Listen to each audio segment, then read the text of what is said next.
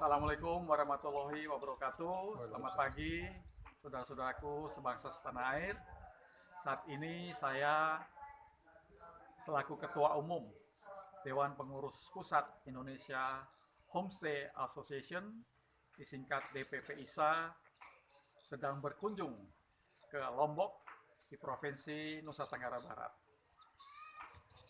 Tujuan dari kunjungan saya bersama dengan Wakil Ketua Umum 1 Bidang Organisasi dan Hukum dalam rangka kita mengadakan dan melaksanakan acara pelantikan Dewan Pengurus Daerah dan Dewan Pengurus Cabang Indonesia Homestay Association di wilayah Provinsi Nusa Tenggara Barat yang insya Allah akan dilaksanakan pada hari Senin besok tanggal 25 Juli tahun 2022. Sebagai informasi mengenai organisasi Indonesia Homestay Association atau disingkat ISA, organisasi ini lahir pada tanggal 22 Februari tahun 2022, kemudian dideklarasikan secara resmi pada tanggal 23 Maret 2022 yang dihadiri secara virtual oleh Menteri Pariwisata dan Ekonomi Kreatif Bapak Dr. Haji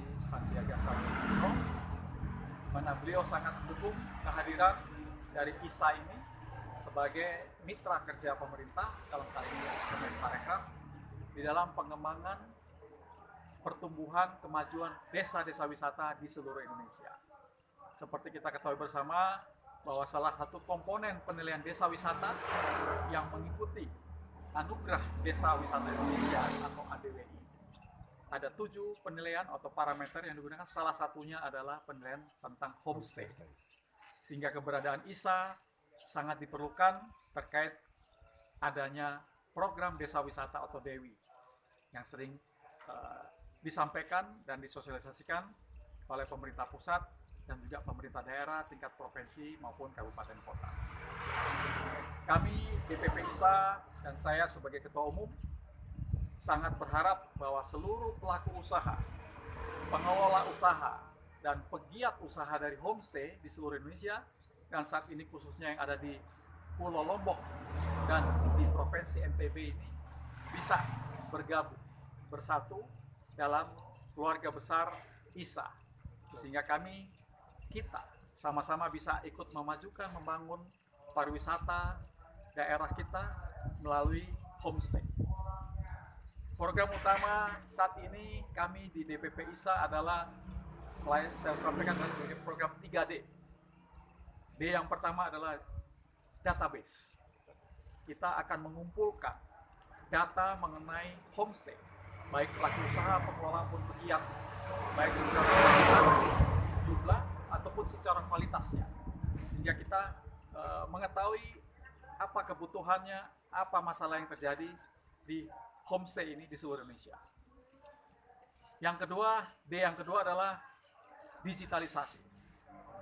Untuk memajukan desa wisata khususnya homestay, kita perlu melakukan digitalisasi, yaitu untuk program pemasaran.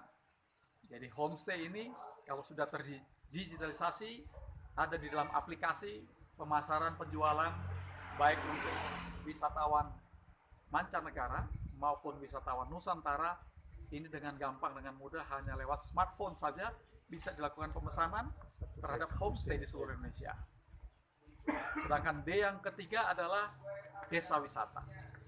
Jadi kita DPP ISA termasuk DPD dan DPC-nya akan fokus kepada pembangunan pengembangan homestay yang ada di desa wisata.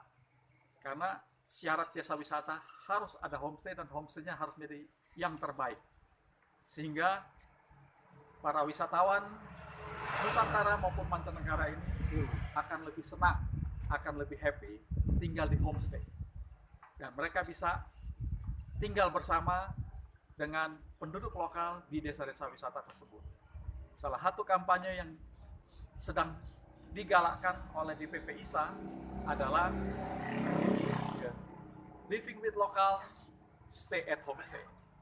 Sehingga para tamu, para wisatawan itu harus tinggal atau live in bersama penduduk lokal, dan yang pasti mereka harus tinggal di homestay.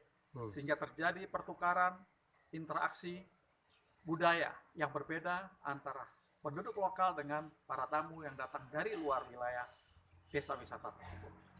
Dan akhirnya saya sebagai Ketua Umum DPP ISA sangat menyambut baik keberadaan ISA di Provinsi NTB, khususnya di wilayah kabupaten kota yang ada di Pulau Lombok ini, untuk menjadi garda terdepan dalam pembangunan pariwisata NTB.